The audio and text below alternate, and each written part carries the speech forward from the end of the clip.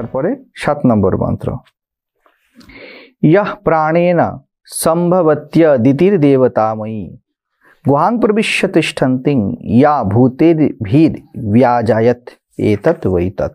অর্থাৎ যে সর্বদেবময়ী অদিতি দেবী প্রাণের সঙ্গে উৎপন্না হন, যিনি প্রাণীগণের সঙ্গে উৎপন্না হয়েছেন, আর যিনি প্রাণীর হৃদয় গুহায় প্রবেশ করেন, সেই অবস্থানকারিণীকে যে পুরুষ বা সাধক যথার্থভাবে দেখে, ইনি সেই যার কথা তুমি জিজ্ঞেস করেছ। ইহ প্রাণেন সম্ভবত্য, কয়েকটা কথা আমরা দ্বিতীয় কথা,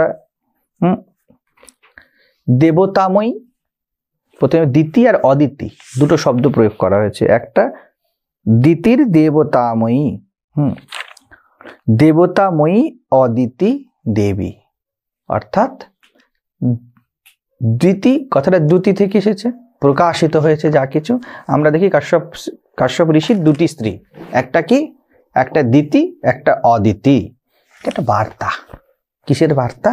মনের দুটি স্তর, একটা প্রকাশিত, একটা অপ্রকাশিত, একটা দিন, একটা রাত।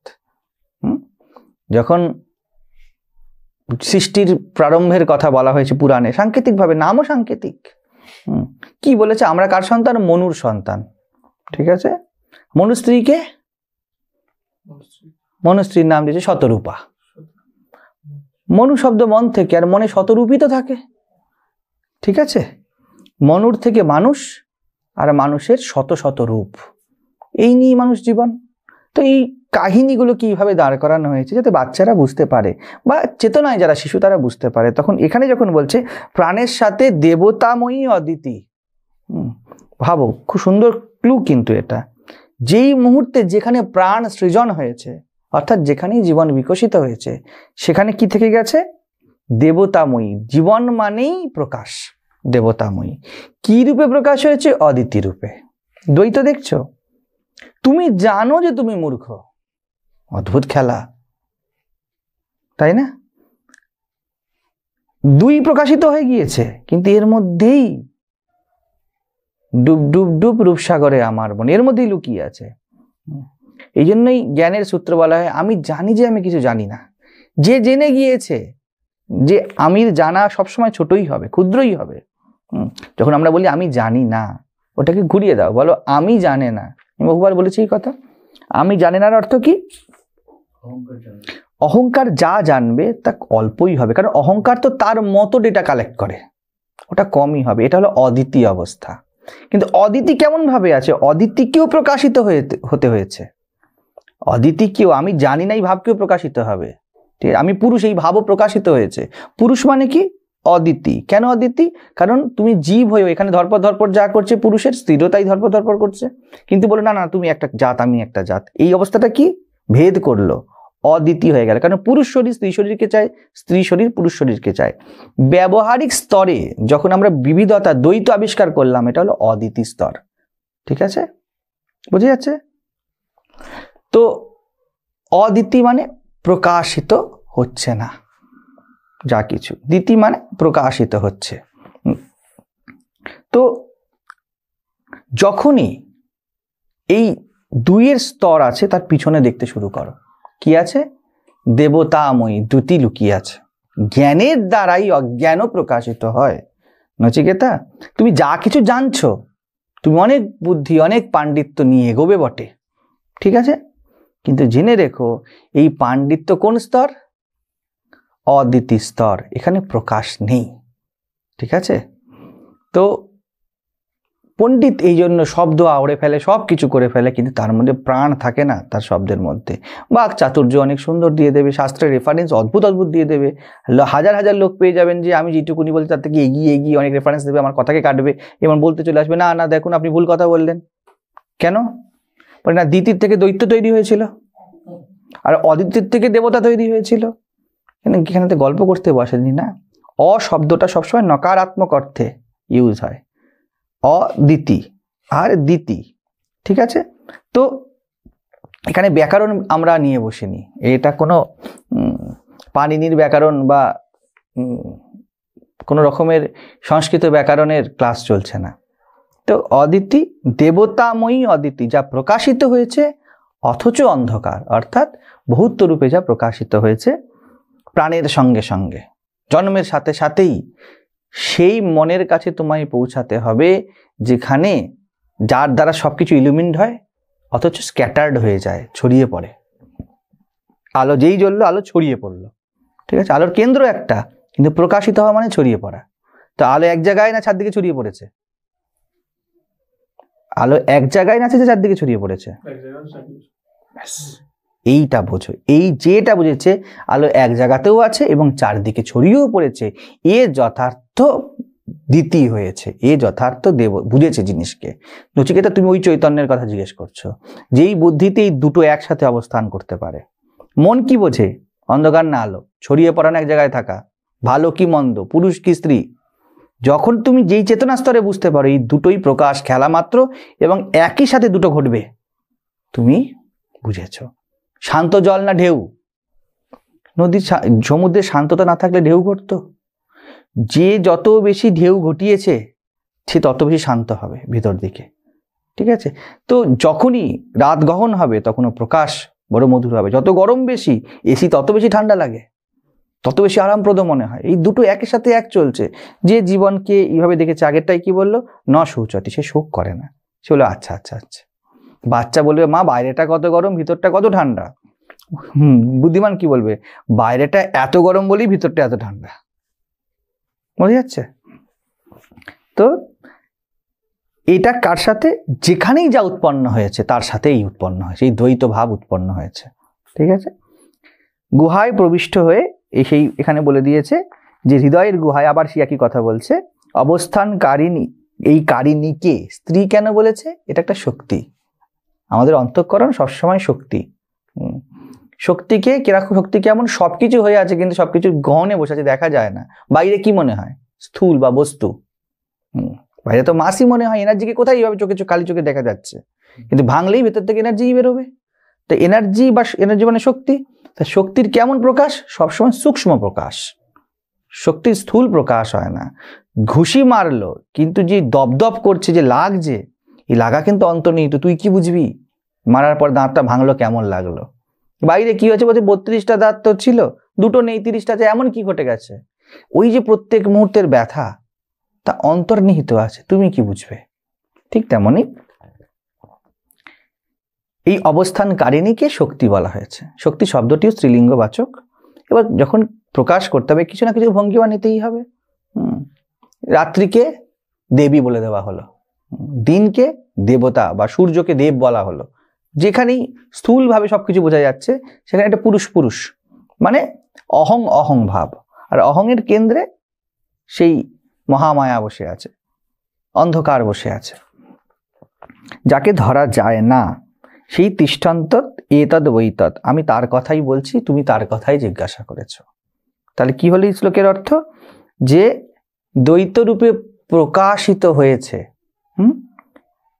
প্রত্যেক বস্তু উৎপন্নের সাথে সাথেই এর প্রকাশ ঘটেছে, বা তোমার উৎপন্নের সাথে সাথেই এর প্রকাশ ঘটেছে। নচিকেতা, তুমি যেই চেতনার কথা জিজ্ঞেস করছো, এতদ বৈতদ, এখানেই আমার বারবার সুন্দর লাগে। কখনো বলছে না যে ওইখানে, বলছে এতদ, এখানে যা আছে এখানে আছে। এটি উপনিষদের সৌন্দর্য।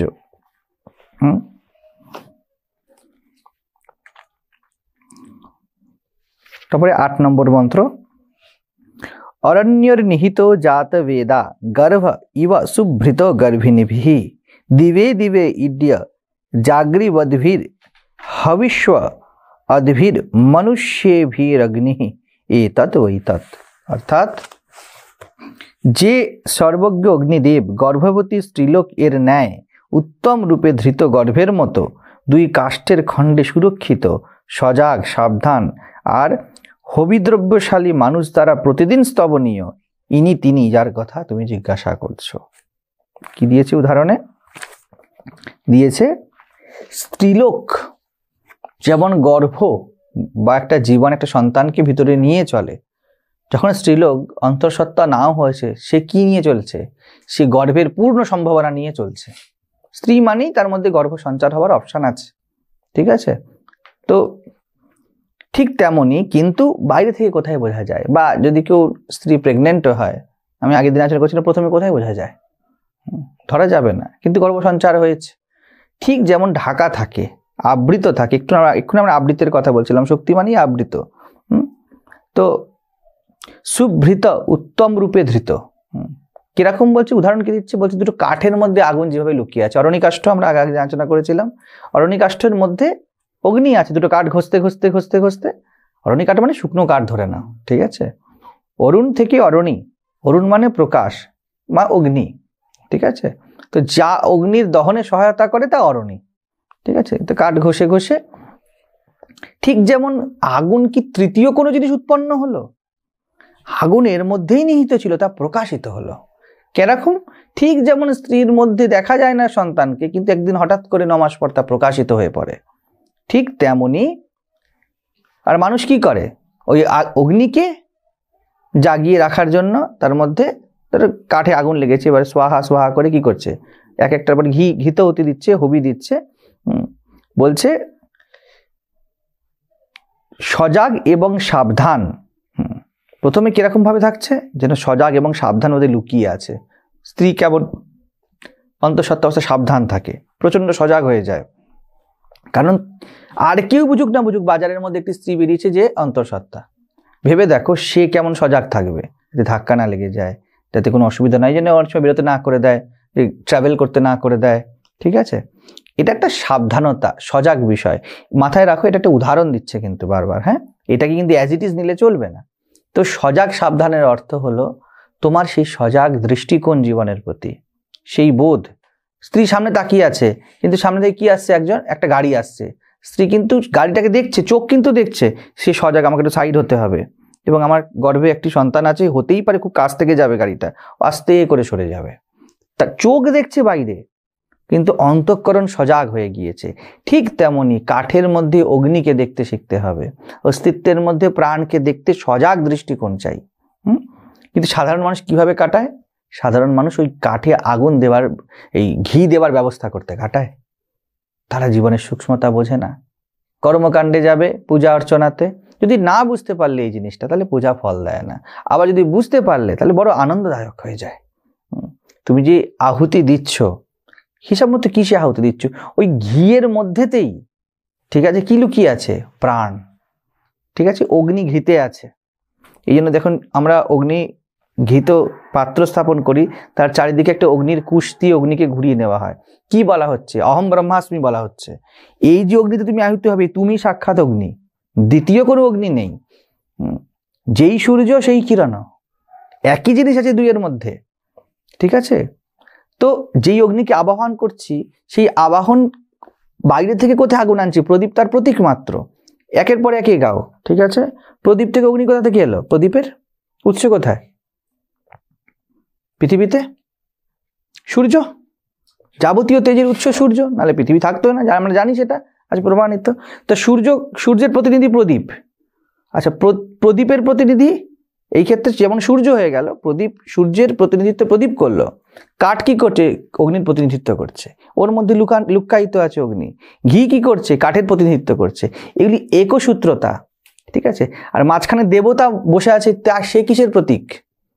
সে জাগৃতির প্রতীক, বোধের প্রতীক। এই জন্য যখন আমরা আহুতি দিই, আমরা কি বলি? শেষে বলা হয়, পুজোর হোমের মাঝখানেও শেষেও, নিজের দেবতার এবং অগ্নির একাত্ম চিন্তা করে আহুতি দাও।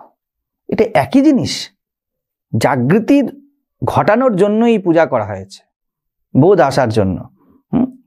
তো দুর্গা হোক, কালী হোক, যাই হোক, তিনি জাগৃতির প্রতীক, এখানে দেবতা, তার সামনে অগ্নি প্রকাশের প্রতীক, ঠিক আছে। আর এই সব কিছুর মধ্যে একটি দর্শন লুকিয়ে আছে। তো সেরকমই বলছে, সাধারণ মানুষ কি করে কাটিয়ে দেয়? আগুনটাকে জ্বালিয়ে রাখ, আগুনটাকে জ্বালিয়ে রাখ। একটা মোটা মাথার লোক কি বলবে? আগুনটা না ভালো জ্বলতিছে না, ঠিক আছে। আর যেই আগুন উঠলো, দেবতা প্রসন্ন হয়েছে। এগুলো গল্প কাহিনী। বল ছবি তোল, ছবি তোল, যেন দেবতা প্রসন্ন হয়েছে মানে আগুন বেড়েছে। এগুলি সাধারণ মান্যতা, এমন কোনো ব্যাপার নেই, ঠিক আছে। ওই জন্য দেখবে বাইরের পুরুতগুলো বড় বড় করে কাটে, যেন চিতা সাজিয়েছে, ওটা হোম নয়, ঠিক আছে। মন্ত্রের জানেন না, কিন্তু চিতা সাজিয়েছে বিরাট করে, আবির ঠাবির দিয়ে, এইসব কর্মকাণ্ডের ভাব। কর্মকাণ্ড ততক্ষণ পর্যন্ত এবং সেই অবধি নিয়ে যেতে হবে যতখানি তা জ্ঞানকাণ্ডের বিরোধী নয়, ততক্ষণ অবধি এর প্রয়োজন। এই জন্য নচিকেতা কর্মকাণ্ড কিসের জন্য? চিত্তশুদ্ধির জন্য। চিত্তশুদ্ধি মানে কি? তুমি এমনি এমনি অগ্নিতত্ত্ব বুঝতে পারতে না। তোমাকে এই আয়োজনটা কেন করা হয়েছে? যাতে তুমি বুঝতে পারো। যদি ঘি নেই, কাঠ নেই, প্রদীপ নেই, তাহলে তুমি অগ্নিতত্ত্বের এই যে একত্বের ভান কিভাবে আনবে জীবনে? আনতে পারবে না। তো এই জোগাড়ই করা হয়েছে যাতে কিছু বোঝা যায়। কিন্তু বলছে এই যে প্রতিদিন যে মানুষ জীবনে বাঁচার এত চেষ্টা করে, এটাকেই বলছে যে স্বাহা স্বাহা যায়। জীবনে যে আহুতি দিতে চায়, লোকে যে মনে করে আমায় করতে হবে, আমায় করতে হবে, নচিকেতা বোঝো জীবনই কিছু করছে, এগুলো তুমি ব্যক্তি হিসাবে থোড়াই করছো। খিদে তোমার মধ্যে তুমি কোথায় জাগাতে পারো নচিকেতা? তুমি অনেক খাবার আনতে পারো, তুমি অনেক স্বাদযুক্ত খাবার আনতে পারো, কিন্তু জীবকে স্বাদ দান করতে পারবে? তা তো পারবে না। এক্ষুনি যদি কত আয়োজন আর তোমার হয়ে গেছে জ্বর, আর মুখটা হয়ে গেছে তিতো, করো ব্যবস্থা। এত খাবার সব এমনিই পড়ে থেকে যাবে। মানে কি? এখানে সূক্ষ্ম নিহিত অর্থ কি? ইনি বলছেন কাঠের মধ্যে অগ্নি আছে, এটা আমাদের বোঝার কথা ছিল। গর্ভের মধ্যে, স্ত্রীর গর্ভে যেমন ভাবে জীবন মানে সন্তান লুকিয়ে থাকে, ঠিক তেমন ভাবেই জীবনের কেন্দ্রে যাওয়া আমাদের কাজ। চেতনা কেন্দ্রে বসে আছে। সাধারণ মানুষ তা না করে বলছে আগুনটাকে জ্বালিয়ে রাখো। এই যে অগ্নিকে এত স্তব করা হয় বসে বসে, স্তব করার অর্থ কি? টাকার এত সেবা করা হয়, সঙ্গী স্ত্রী শরীরের এত সেবা করা, এগুলো কি একরকম স্তবই, জগতের স্তব করা হয়। স্যার স্যার স্যার স্যার কেন করা হয়? সব কিছু যেন আমরা এই জগতে স্তব করছি কেন? আগুনকে জ্বালিয়ে রাখতে। কিন্তু আমরা ভুলেই গিয়েছি কাঠের মধ্যেই আগুন আছে, প্রত্যেকটা জিনিসের মধ্যেই জীবন আছে, এবং জীবন নিজের খেয়াল নিজে রাখতে পারে। তোমার দরকার নেই বিশেষ হোম করার জন্য, না হয় তোমার ঘিয়ের প্রয়োজন। ব্রাজিলের অ্যামাজনে আগুন লাগানোর জন্য কোন ঘিয়ের দরকার পড়েছিল? এক্ষুনি একটা ছোট্ট ঘাসের মধ্যে আগুন লাগিয়ে দিয়ে চলে আসো, দেখো না কিভাবে প্রকাশিত হবে। যদি প্রত্যেকের মধ্যে অগ্নিতত্ত্ব আছে এবং সে নিজের রাস্তা করে নিচ্ছে নিজের মতো করে, এটা বোঝা এতদ বৈতদ। তুমি জীবনের এই যোগসূত্রতা বোঝো। এর জন্যই যাবতীয় আয়োজন। নচিকেতা যে চিত্তশুদ্ধি চেয়ে নিয়েছিল, এই চিত্তশুদ্ধি অর্থাৎ এই বোঝার সূক্ষ্ম প্রজ্ঞা। তোমাদের যেই টেকনিক্যাল যেগুলো শেখাতে চাই, এটা এই কারণেই তোমরা জীবনে এক্সপার্ট হয়ে যাও, তাহলেই জীবনকে অতিক্রম করার অধিকার প্রকৃতি দেয়, না হলে দেয় না। তো এই যে প্রত্যেক দিন কথাটা কেন বলেছে? কারণ প্রত্যেক মুহূর্ত, এটা প্রত্যেক মুহূর্ত ধরো, প্রত্যেক মুহূর্তে জীবন থেকে জীবন সৃজন হচ্ছে। অস্তিত্ব নচিকেতা তোমার খেয়াল রেখেছে। এই বোধকেই জ্ঞান বলে। অজ্ঞানী জ্ঞানীর মধ্যে কি পার্থক্য হয়? চিন্তা, নিশ্চিন্ততা। অজ্ঞানী বলে আমার খেয়াল আমায় রাখতে হবে, জ্ঞানী বলছে ব্যবস্থাপনা সব আছে, মায়ের ইচ্ছা, মা ব্যবস্থা করে রেখেছেন। অদ্ভুত একটা কাজ করে দিয়ে চলে যায় জ্ঞানীর দৃষ্টি, জীবনকে এই মুহূর্তে বড় উপভোগ করে চলে যায়।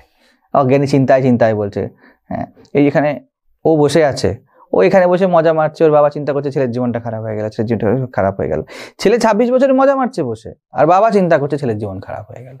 কে ভুগে গেল? বাবার কোটি কোটি টাকা, ছেলের কিচ্ছু নাই, ছেলে মজায় বসে আছে, পোলা আলুর দম মারছে, আর বাবা ভাবছে দেখো ছেলেটা জীবনটা বরবাদ করে ফেললো, কি হলো? এই যে মূর্খামি, এর থেকে উপনিষদ আমাদের মুক্ত করতে চায়।